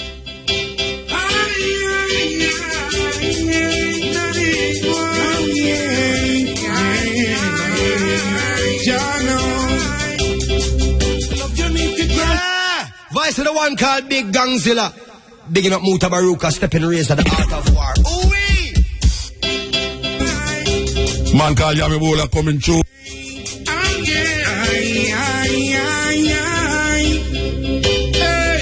Now tell the youths them put on the tall up. People them must say them youths are moved too cold. We set the ceasefire. Oh, I tell the people them who responsible for the road. There's a piece of road going through the junction there where the side of the road broke off. And you know, when the road broke off, people use bamboo for each night as the people them not go over in the hole. But it reaches a stage now where the bamboo can't go no further in the road, you know, because it's almost half of the road, not almost. Half of the road broke away and it's precipice over the other side. If you don't know the road that you come around the corner there, and I expect no bamboo there, you know. Trust me. You're gone. So I don't know if it's another case of we have to wait till something tragic happen to really do something about something. But me I tell you no, it no lovely round that little corner there, you know, right at the junction there, you know. You have many bamboo on the side of the road because the road broke where the edge. But this one you're gone in the middle of the road. The middle of the road. So we are calling upon the people, them, the authorities and the people them who are responsible for road. For really do something about it before somebody go over another precipice and then not talk about this and not talk about that. If the watchman see the danger and don't want the people, the blood of the people will be on each shoulder. So on the can't say on wasn't warned beforehand. We don't want to wait till light post in the middle of the road and then cripple man come off a road for going and bus lick him down and they say, see, there is because the light post in the middle of the road, middle of the sidewalk. And they hear JPA say, no, it's a sidewalk was built around the light post. I tell you, some things not easy in Jamaica, you know. Imagine the people ever say, it's true, the light post in the middle of the sidewalk. JPA just come and say, watch out. The light post in the middle of the sidewalk, but people build sidewalk around the light post. Sir, believe you me, boy. Never dull moment in Jamaica. If you look upon the light post them there, you know, it's obvious the light post them they're too far out near to the roadside, you know. But JPS now come tell the people them say, is the sidewalk built around the light post? So which part of the sidewalk supposed to there? Light post not supposed to be so far out on the road, Rasta. Believe you me. And let's check up now. Left the light post right there and measure the sidewalk from the light post to more out of the road, and then the road become a smaller road. So you have a sidewalk which take up more road space than edge space. Me not understand that. Me not understand why them a tell you say, and you know them can't move the light post because them a forget the authority. And then the people them National Work Agency now tell them to move the light post because it's going to cost too much money to move light posts, to save life. And them not have no ramp for people with wheelchair to move freely in a them area there. There need to be more ramp for people with disability to move. A serious thing. It should be a requirement in Jamaica when you enter in a building or a public place to facilitate the disabled. I don't know how people, them little thing there is like some tragedy have to happen before people recognize it. Like yesterday, the thing are going to happen, you know. And you know it's going to happen, but guess what? Nothing about it, and then when it's up now, everybody are ball out. Like the road we just telling about a while ago. Every week, for months now, I pass there. And I know the road. I mean, really. Two cars can't go around the corner there because you have to wait till the next car come over. And in the middle of the road, the bamboo itch up, you know. In the middle of the road, right round the corner, and in the middle of the road, the bamboo there. Because after the bamboo, you know, it's precipice. After the bamboo, it's precipice. So I don't know why is it that we have to delve in tragedies. Tragedies and tragedies. We see certain things are going to happen now, we know it's going to happen. Look at all the little youth them get murdered. You know a whole heap of youth against lick down and murder, take away because them have them two little things each up in them ears and them not listen to nothing else more than we are in them ears. For either them cell phone or them radio with them have. Yeah, because them lock out everything. So all the little youth across the road now, all them I listen to is when I'm ears, them not listen to a man that blow him a car. It's a terrible thing. RFM, #1 reggae station in the whole wide world. Me not joke.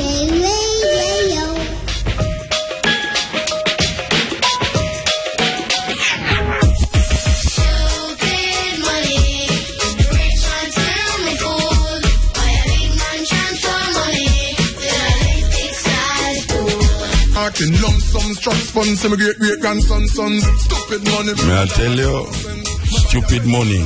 Man have all Olympic size pool at them yard. Believe you me. Trust me. So we want to, you know that there's a thing going in our watchers, UDC and the fisher folks, the Fisherman Beach in our watchers there, and a meeting supposed to take place. We want to link up with Reverend Carlton Mullins, which was Minister's Fraternal. And we want to talk to him about the events that is happening now. What is really taking place in relationship to this meeting that is supposed to take place? Good afternoon, sir. Good afternoon, Mutter. How are you? I am totally okay, sir. And I am trying to find out how this thing is drying out. So, I mean, every time you reach the post, they move the post. Yeah, that is a fact. And we are very concerned about that. So where they move the post gone to now? Because you're supposed to have a meeting. Yes, there are some dates proposed for the meeting with the fisher folk. And I have some of them. I have the executive, I have the president with me, right, sitting down with me right here. Mm-hmm. And some other members. There are about 4 or 5 of them.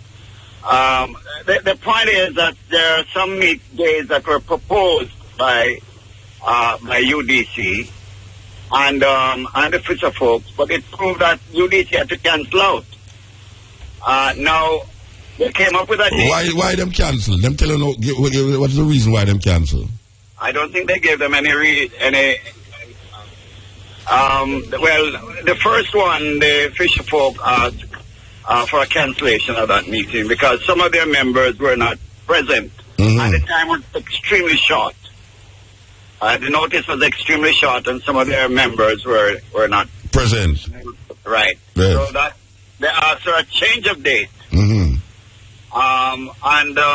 The fishermen proposed a date, which UDC refused. Said they couldn't match that date. And then they counter-proposed the 12th. The 12th of what, January? No, the 12th of February. That's, the 12th of February. They want to meet with them. Now, the fisher folk had asked the ministers for turnout to be with them in that meeting. Yeah. And we are giving them our support. Of course. We are giving them our support on principles. Okay. We're not against development, but there are some principles that have to be respected. And we will not allow the government or the UDC or whatever to ride hotshot over these people. They have rightful claims and so on, and they're willing to cooperate with UDC.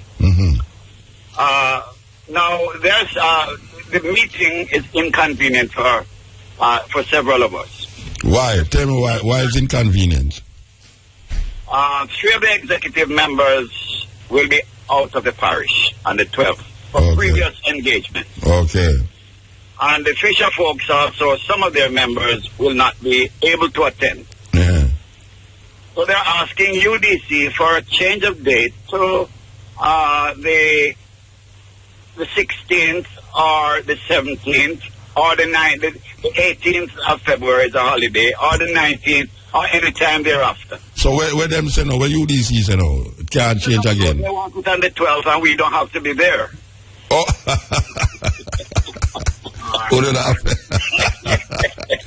So UDC will have a meet with themselves, both the people them who them supposed to represent. I don't know, but it is. But no, wait, Mr. Mullins. UDC actually say the fisher folks don't have to be at the meeting. No, they said we the fraternal. Yeah. Oh, not because the people them would affect personally. Yes. Okay. Yes. But some of the fisher folks won't be able to attend either. You understand? People have previous commitments and engagements, and you don't just push time on them in a short. Yeah. Just like when them did cancel the meeting 2 times already before. Because them did cancel meeting 2 times before. Yes. Because them did have previous engagement. So it becomes I think, but what irks the fisher folk now, especially the president and the secretary who are here with me, is that UDC people tell them that they're going to make a, what do you call it, a statement? They're going to make a statement in the press stating that the fisher folks are refusing to meet with them. Oh, them say that? Go ahead and do what they want to do. Well, is that lucky thing going to come over the radio so now then? Well, that's exactly right. Is that lucky thing going to come in over make the people them know, say, Uno never say what them are going to say? We're not refusing to meet. Yes, but the date is not appropriate at this time. Right. The date of the 12th of February is not convenient for the fisher folk, nor for the fraternal who would like to be at the meeting. So why would they want to put out a press release, the fisherman them refusing to meet? That's what's baffling the president and members of the co-op. Yeah. Well, it's a lucky thing. It's a lucky thing we do this thing, you know. It's a lucky, no, serious. It's a lucky thing we do this. Yes, we appreciate that. We appreciate what IFM is doing. Man. All right. So what going up now? What going happen? Because them couldn't meet that time. Uno can't meet them this time. So when what going up now? Well, the meet not go continue still. The meet not go on still. We propose dates. The fisher folks have proposed dates. They propose that it could be on the 18th. Yeah. We hear that already. But when I say, what is it now? Because Uno can't meet. Will the meeting continue without Uno, the ministry? Well, the ministers? that is what is a bit of concern. Because what we do not want to have is UDC unilaterally come and push the fisher folks off their property and begin to do what they want to do without, the common dialogue and respect and an outline of what compensations or rights or whatever. These are things that have to be. And you can't be there. You can't be there next week neither. No, I can't be there. I have a previous engagement outside of the parish. And you said the main fisher folks, the executive of the fisher folks group, can't be there neither. Some of them will not be able to attend that date either. And the president of the ministers fraternal won't be able to attend that date either because of our commitment that we have outside of the parish. So what will happen now then? That's what I'm asking. What will happen now? Well, we don't know, but we want to get on the air here to make it known. That is not Uno say, Uno not meet with them. Public that the fisher folk are not refusing to meet with them. They want to meet with them. Yes. But the date proposed is not right at this time. At this time. All right. Well, I want you to keep up to date with it, as you usually do. And we want to find out if the meeting did keep without Uno and what the UDC come to conclusion without Uno. Yes, well, we are hoping that UDC will make common sense prevail and that this thing that is of so vital importance to Otarius is not dealt with in that high hand. Yeah. All right, give thanks, sir. Give thanks. All right, thanks, Walter. Yes.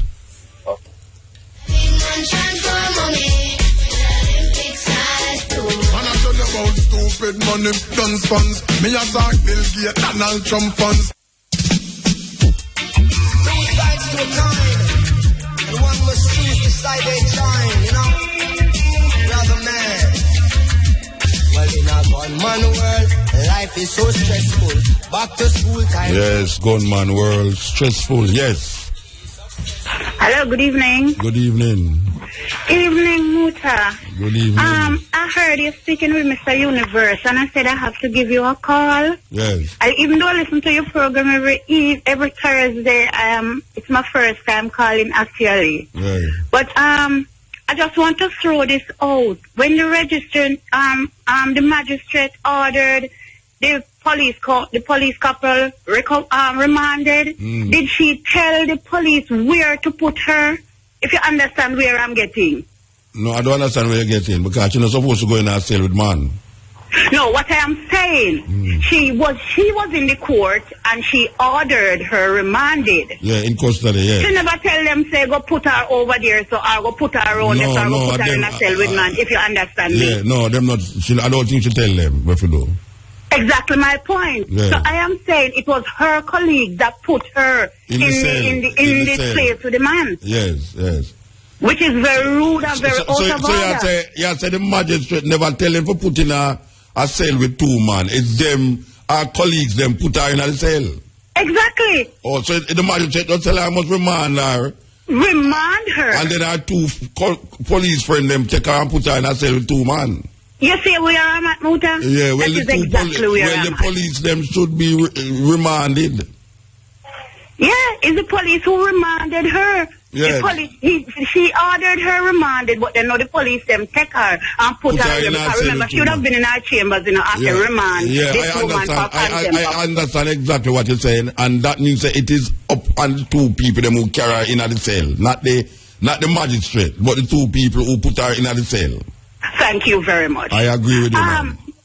There's another point that I really want to touch on since I'm here. A couple of years ago, I was at work one day, and a neighbor of mine called me to say that my son, he was 9 at the time, he was on the road with a bicycle. And I say, on the road, I sent my son off to school before I went to work.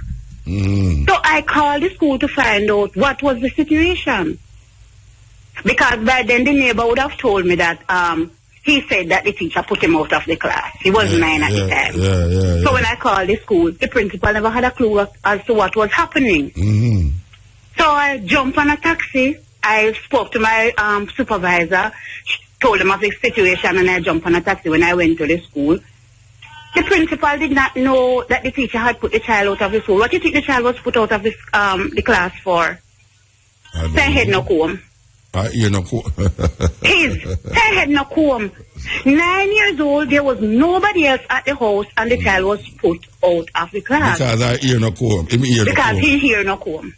I can't hear. No, we go to church. We are church people. So tell me now. Let's say in the run out and in here never comb, word speaking. How bad could that here have been that the 9-year-old should be put out of class because he hear no comb? A serious thing that. Okay, I bring this point across to say to you, this practice is still continuing. People are sending their children to school and they are being locked out because they reach school late. How do we address that?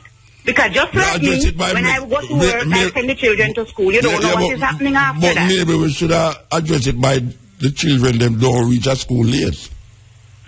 Yeah, I know. Because if you're going to take a plane, you know, most people that will take plane, them are late, you know, but two them know the plane now go wait for them not late. All right, listen to me now. I'm calling you from St. Elizabeth. Yeah. We had this area, a fishing area. You would have known St. Elizabeth because you have St. Elizabeth connection. Yes. Anyhow, we have this Parati end. One bus comes to Parati to pick up the children. Let's say they have a bus problem that morning, word speaking, you know, and they carry 15 children. Isn't there any way of saying, well, this is the situation more than you have 15 children stringing out on the school gate? Well, all right, you should have outside of the school, unknown to their parents. All right, you should have know if something wrong with the bus, the driver should go into the school and apologize for the children. Because in that case, it's not the children them fault, but it's the bus fault. So the driver should take the responsibility to say, him going to the principal to say, you know, something wrong with the bus, this and this and that. That is why they put them late, but we're sorry about that. Yes, that is true. That's a very good point that have been raised. Yeah. But how much bus driver is going to do that? Anyhow, we have this other piece of road from So wait, we could go one at a time. One step at a time, yeah. All right. When the youth them go to school, the school gate locked. So none of the youth them never get the opportunity to explain to the authorities say the bus broke down, that's why them never go in at school. No, what is the situation? Okay, well that they were just locked out and not allowed to enter because they come to school late. Yeah, well that is and a problem. I was thinking in my mind, not to cut you, I was thinking in my mind, in this dear age when you have some little rude picnic, boy and girl alike. Yes, if you want to do some mischief, all you have to do is reach a school late, you know. Yeah.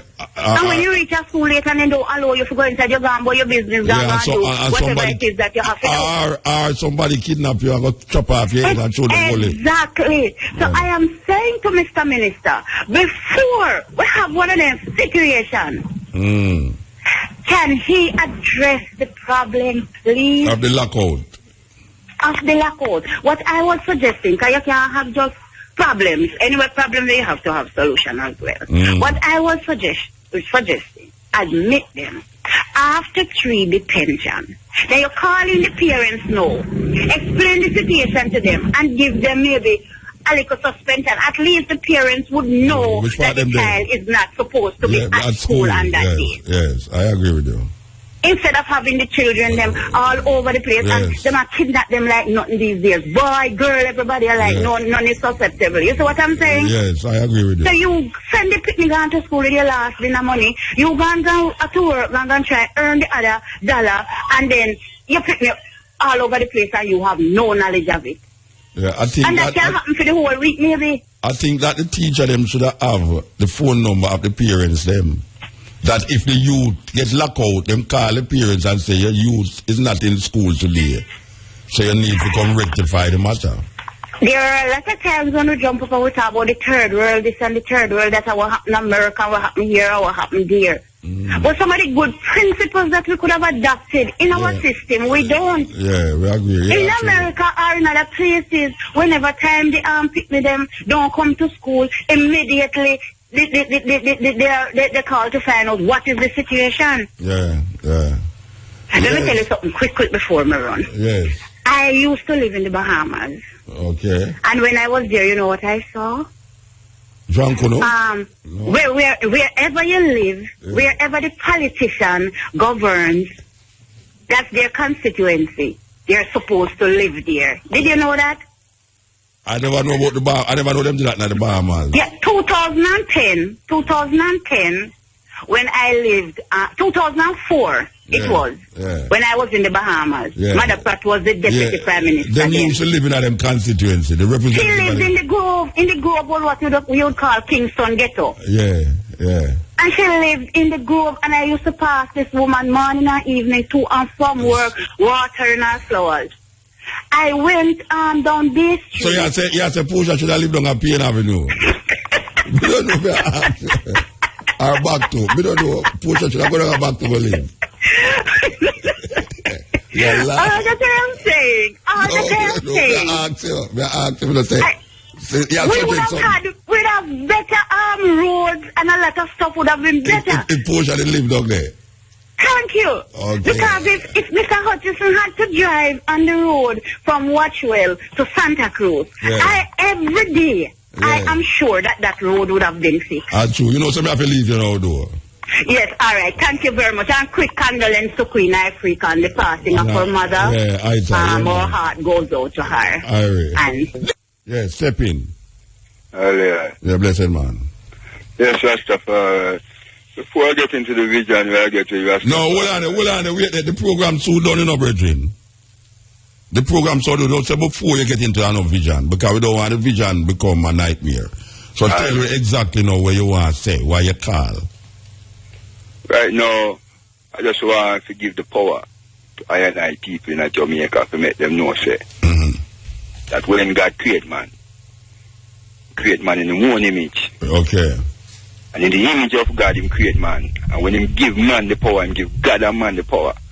God never exclude Himself. When He say, let us make man in our own image. And when God give man the power, He have dominion over the air, and He have dominion over the sea, and He have dominion over the land. He say, conquer everything. That means, what? He say, any man, we talk about him is a creature, we don't look like a man, or any being, we don't look like a man, we have power over it. The more a man to know, say, all the man we talk about supreme being, and ultimate being. There can be no ultimate being without the image of man, because we were created out of the image of God. And the image of God is a man. God is a man before He created us as man. All right, so why you bring up that now? Tell me why you bring up that. Why is the reason why you come up with that? Because right now I'm on a lot of debate talking with people. Okay, you're not talking something with Yes, last year I look like a man, but he's greater than a man, he is immortal. He is the King of Kings and the Lord of Lords. This is Jesus Christ return, the fulfillment of the prophecy. Okay. There is no more Holy Ghost. Haile Selassie is the resurrection of all religion. I want to know, say, that is Haile Selassie. So you know what impose Haile Selassie for all religion, like the Muslims them are impose. I do my research into So we know what on it. So what the difference between you and the Muslim them where I say Islam are the only religion and them go kill off people if them not accept Islam? Well, you say Islam can tell them this. Yeah. Islam for no say. No, what is the difference? No, don't tell me what Islam for no. May I ask you what is the difference between what you say and what the Islam, what Muslims say? Where you say everybody must come accept what you say. Muslims say the same thing Yahweh, you know. No. You want me to say no, man. You say everybody must come accept what you are saying. Yes. And may I ask you a question, what is the difference? What is the difference between what you are saying and what the Muslims are saying? Everybody have to turn Muslim or else they will kill them. Listen, me now, force them to deal with force, you know. So what you are dealing with? So you gonna get everybody? You gonna get everybody to come say what you are saying? The truth is, say I make the blind see. But not everybody will accept the truth. Brethren, listen, there's those who the Father will have mercy from, and there's those who the Father shall burn in fire. Okay, all right. The same thing because them burn up a pilot the other day. The Muslim them burn up a pilot the other day. So we don't know the difference what you are saying. Anyway, we have to move, brethren. Well, brethren, just want to know, say, God is the judge. All right, sir. Yeah, man. All right, yes, sir. Yes, click it there, sir. Yes. Yeah, the motor. Yes, sir. Yeah, man, first time I call you. Right. But we have two burning issues. Please don't use the burn thing again, you know, because a man... No, man. Man never burn up people not say this last year. I mean, just the Muslim them burn up a man because... No, man, we not talk about way, man. Okay. We not talk about you bring up one earlier, that from the other day from Franklin McKnight, mention it on his program. He wants it, and you bring it up all about the same road. But guess what? I know the road with the little corridor there with the bamboo in the road alone in the motor. From I Gate, come straight back to Thames River, where you know and drive. That little section there with the bamboo there, near Golden Valley. Every day I drive motor. I found my work. Yes. I have to drive it every day from I Gate. The road. Yes. Terrible. Rough. Terrible, man. Yes, man. Yeah. Terrible. From I Gate. That's one issue. The next issue. Somebody have forgot dead before them do something about it. Well. And I open up behind you are nobody who well, know. You know, I tell you, hopefully. The next issue motor. Is that picture no one of them? The same road there. I don't know if you ever do a survey, but me do a survey to see how much vehicle bus run from High Gate. Now, because transport authority together this. So just to check for myself. Because me have to take bus the other day, my car never work.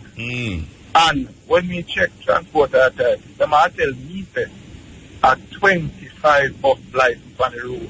25 bus? Fort Maria, 25 bus. Yes. On the road. Yes. Motor. I can honestly tell you. They see them, some of them, Mark, Kingston to Fort Maria, the only 3 bus step on the road. Everything turned back at Golden Spring.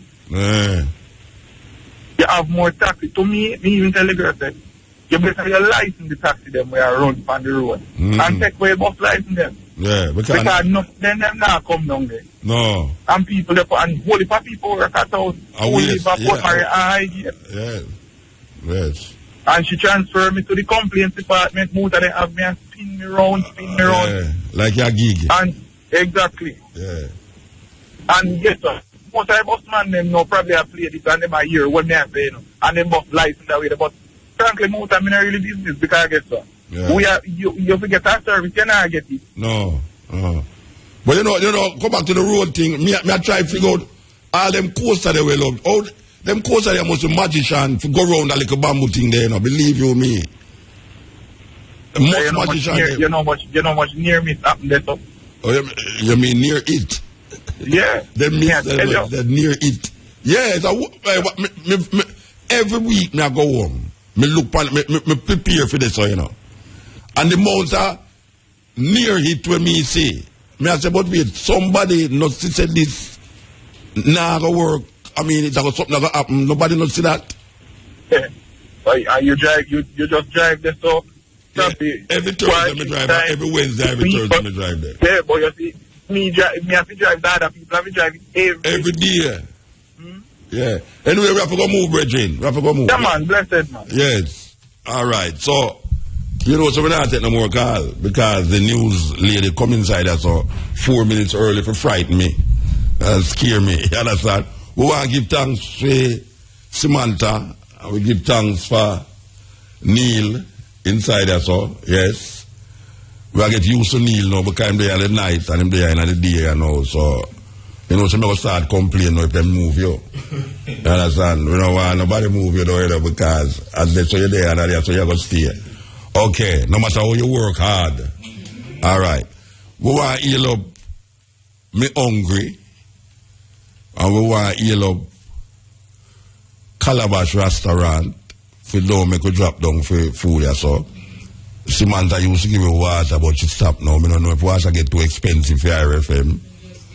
So we go there to go get what them call it, somebody who will sponsor water for the 2 program then, because Samantha now, she run out of water. You understand? All right. So we give thanks to the moment. I will say there again. I will say this strong end, you know, is the time when a whole heap of things are going to go on. So just take care and enjoy yourself. You understand? We want you look my brethren and my sister in them forever young. You know, so we did it again Sunday again. And we can't live for now. You understand? Believe you me. So tomorrow, Bonnie Ruggs Earth Day. Third World, Bonnie Ruggs, the late great Bonnie Ruggs. We're gone.